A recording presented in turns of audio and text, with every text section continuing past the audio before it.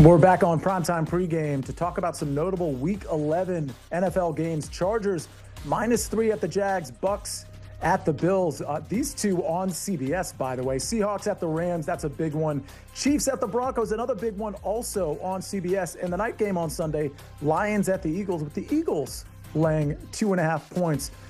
Let's talk with Tom Casale and Zach Simony. And as you noticed, my voice got a little bit more somber, right? Because I'm a Washington Commanders fan. And on Sunday morning, we get to, or maybe have to, watch Washington and Miami, Zach.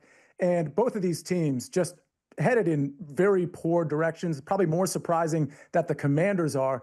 It's a 2.5 point spread. The Dolphins are actually favored on this neutral site game, 47.5 point total. Zach, there's no way you're taking the Commanders, are you?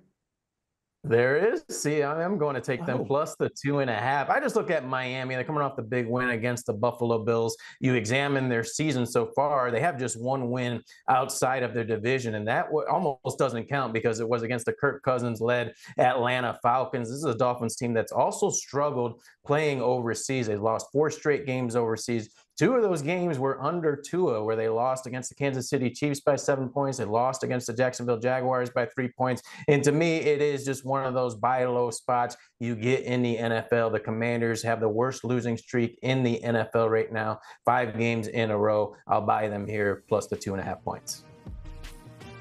Yeah, I'm going to go the other way here, and it's mainly because of the health of the team. You know, we talk about Jaden Daniels, but there's multiple players on that Washington defense that aren't going to play this week, and that just concerns me going overseas. What's the mental state? You know, Zach mentioned the losing streak. They're beat up, and Miami showed last week that they haven't thrown in the towel, surprisingly. I thought they might, and I found out today, I didn't know this, apparently Spain is Dolphins territory.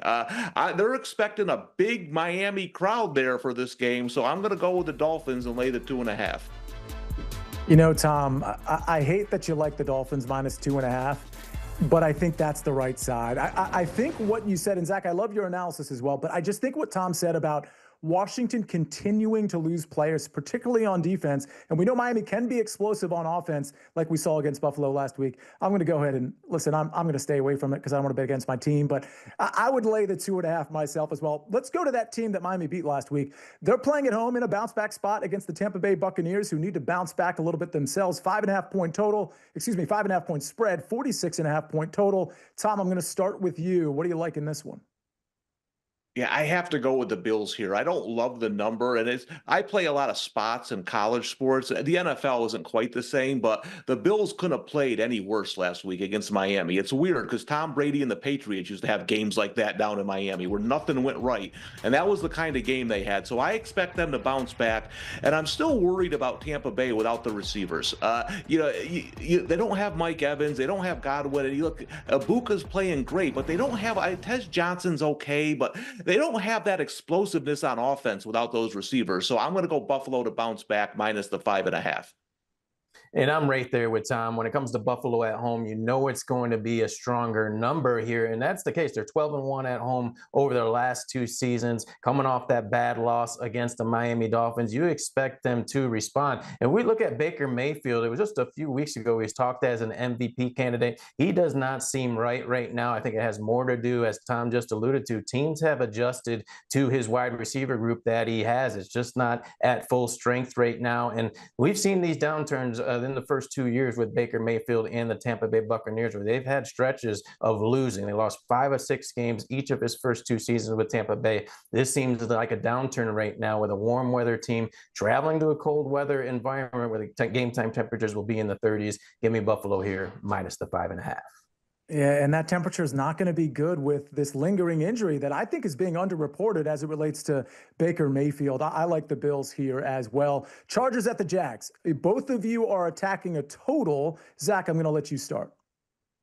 Yeah, I'm going to attack the LA Chargers team total over 23.5 points, 5 straight weeks of scoring at least 24 points. And you talk about a revenge spot, you usually get to see it pretty quickly, but the Chargers have had to wait almost 3 years since they blew that wild card game against the Jacksonville Jaguars. So I expect them to be fully motivated. And you look at this Jaguars defense, second in the NFL in takeaways, but that's a department they haven't gotten the same results in over the last 2 weeks, where they allowed Geno Smith to throw ago. 4 of his 11 passing touchdowns 2 weeks ago. We saw Davis Mills lead that tremendous comeback for the Houston Texans last week, 26 fourth quarter points. I have the Chargers maintaining their streak in the scoring department over 23.5 points.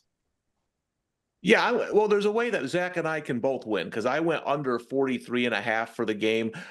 Listen, this is one of those games, when you're on Red Zone on Sunday and there's that one game they check in every once in a while and you kind of forget that it's on. It feels like that's going to be this game. I just feel like the Chargers, I like the Chargers defense in this game as well. So Zach might be right with over the 24, but I think they're gonna give Trevor Lawrence and that offense a lot of problems. And I think they get ahead, maybe run the ball a little bit, but 43.5, it's a low total. I'll go under. Not difficult to give Trevor Lawrence in that offense some problems. Let's go to the Chiefs and the Broncos. A couple of great defenses. If you watched the Broncos last week, you're probably thinking, I'm taking the Chiefs. I mean, that just feels like the play, right, Tom?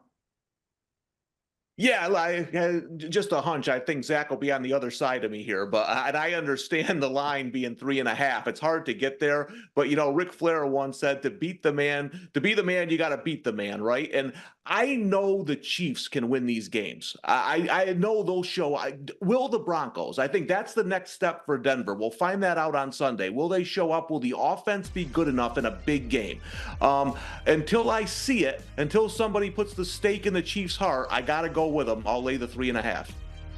And Tom, you are correct. I'm going to take the Denver Broncos as a home underdog plus 3.5. As ugly as their offense has looked, this is a Denver team that's won 10 straight home games under Bo Nix and Sean Payton. And this can be an ugly offensive game because when it comes to Patrick Mahomes and the Kansas City Chiefs, the Denver defense has given them problems. His last 3 games against Denver, they've averaged right under 15 points a game. And I think all the pressure is on Kansas City coming out of their bye week, a loss, and they will be 3 games behind the Denver Broncos. And we've seen these funky spreads all season long involving the Kansas City Chiefs. When they are favored on the road by 4 points or less, they are 0-2 ATS. We saw it against the Jacksonville Jaguars on Monday Night Football. We saw it 2 weeks ago against the Buffalo Bills. Give me Broncos here at home plus the 3.5.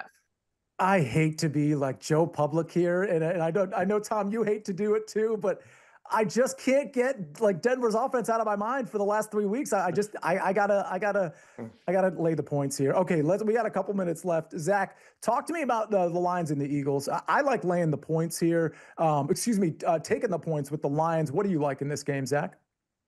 I agree with you on taking the points with Detroit, but I attacked the total here under 45.5 points. We saw the Eagles offense last week against the Packers score just 10 points. That's the fewest points we've seen from the Eagles with Jalen Hurts starting and finishing a game in his career. And then you look at Dan Campbell. I think this is where there could be some stress taking over as a play caller. It was a cakewalk against the Washington Commanders bottom-level defense last week. You look at Philadelphia, that defensive line is going to get after Jared Goff. He has struggled at times this year with the pressure. Just 2 weeks ago, took 5 sacks against Minnesota. Give me a primetime under here, under 45.5 points.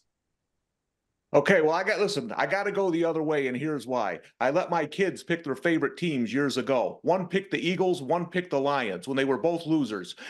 We didn't get the game we expected last year in the NFC Championship. We had a party ready. We were going to go at it, and the Lions get upset by Washington. We get the game a few months later. Listen, I can't pick a side. The boys are watching. They'll know I'll like one kid more than the other. So I'm going to go with the total. I'm going to go with points. And one thing that the Lions, watch out for this. The Eagles have 2 good corners in Mitchell and DeJean, but they really struggle on that boundary corner on the other side. I think the Lions are going to take advantage there. I think it's going to be a good game. The Casale household's rooting. Very diplomatic play from Tom Casale. Thank you, Zach. Thank you, Tom. Some great coverage of this week's NFL games. If you want more